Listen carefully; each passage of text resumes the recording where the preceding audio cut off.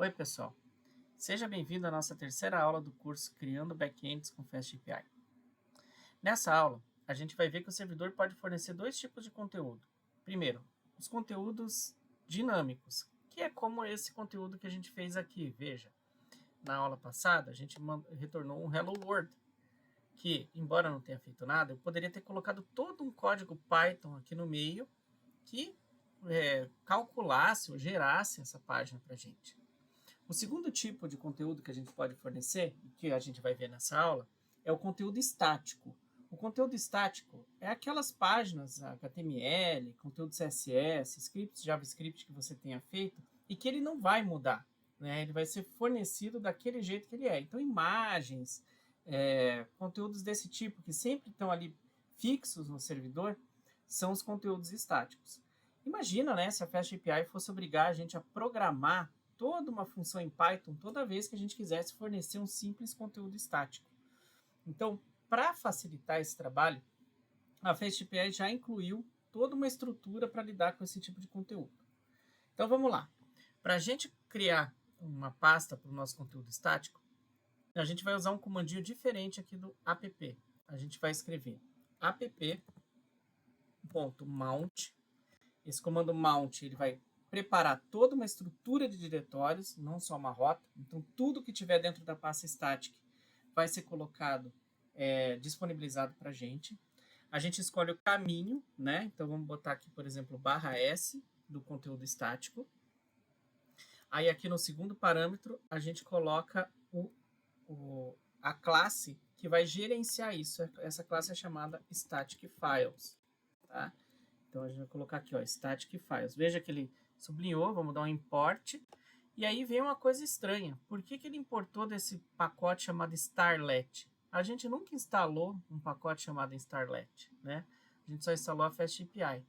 Na verdade, pessoal, o Starlet, ele roda, a FastAPI roda sobre o Starlet. Então, a FastAPI usa o Starlet para uma série de coisas. O Starlet é uma biblioteca que fornece um acesso mais bruto ao servidor HTTP e aos recursos que um servidor tem que ter. E a FastAPI coloca todos esses facilitadores em cima. Então, é o Starlet que tem essa classe Static Files, tá? Então, olha só, a gente colocou aqui, e o Static Files aceita alguns parâmetros. Vamos ver quais são eles aqui. Ó. O diretório, que vai conter esses arquivos estáticos. Uma lista de pacotes, que a gente não vai usar aqui, caso você tenha esses arquivos em pacotes do Python. Se ele vai rodar em modo HTML ou não. No modo HTML, todos os arquivos que tiverem nome index.html são imediatamente acessados, se você acessar aquela rota sem nada, né? Então, esse modo é interessante, caso a gente queira colocar páginas HTML, que é o que a gente vai fazer agora. Checkdir, para ele verificar se o seu diretório existe ou não, senão ele dá erro, né? Por padrão, veja que é verdadeiro. E esse follow link é uma coisa que tem no Linux, a gente tem arquivos que são só links para outros arquivos.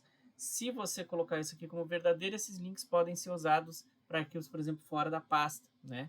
Então, vamos manter aqui o false. Na verdade, a gente só vai definir o HTML para true e o diretório. Então, vamos colocar aqui, ó, diretório. Vamos colocar o diretório static. E aqui HTML true. E por último, ele, depois aqui do static file, cuidado que não é aqui dentro, tá? Depois aqui do static file, a gente pode fornecer um name também, que é um name que a FastAPI vai usar internamente para gerenciar, para se referenciar a essa pasta. Então tá aqui, ó, a nossa rota, o nome que a FastAPI reconhece essa montagem, né? E aqui o static files, que é o que gerencia então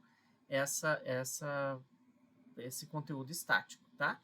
Então, vamos criar aqui, ó, uma nova pastinha no nosso projeto, com o nome que a gente definiu ali, que é static. Então, para a gente ver isso aqui funcionando, ó, vamos criar um HTMLzinho aqui dentro. Vou chamar aqui de index.html. Vamos criar um HTML padrão, né? Na verdade, vamos até já usar o construtor do próprio PyCharm. Ele tem aqui um new HTML file index.html.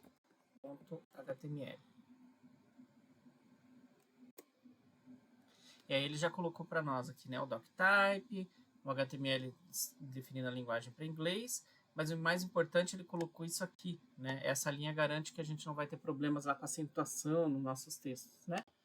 Então, vamos colocar um título aqui. Vamos colocar o título da página Hello World. E aí, aqui no body da página, eu vou botar um body bem básico. Vamos colocar aqui um H1 para ficar bem grande, né?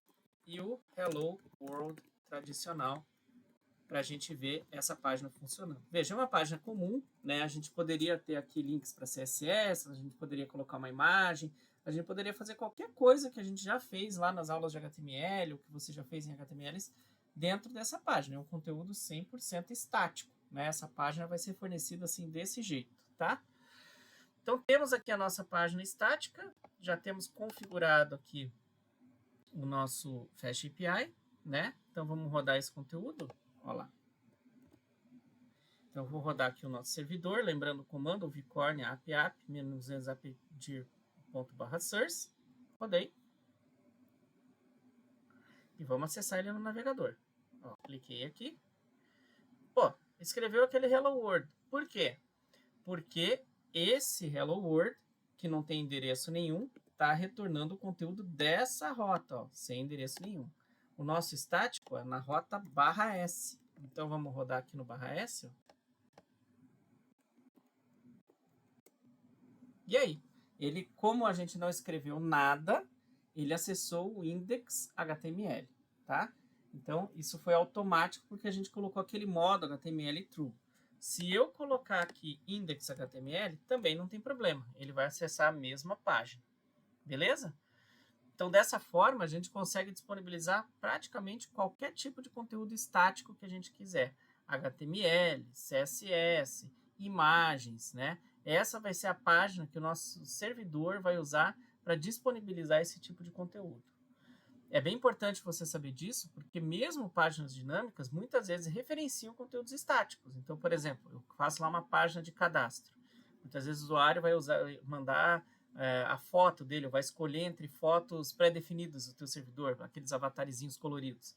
Esses avatarzinhos coloridos podem estar salvos em uma página estática do seu servidor, tá?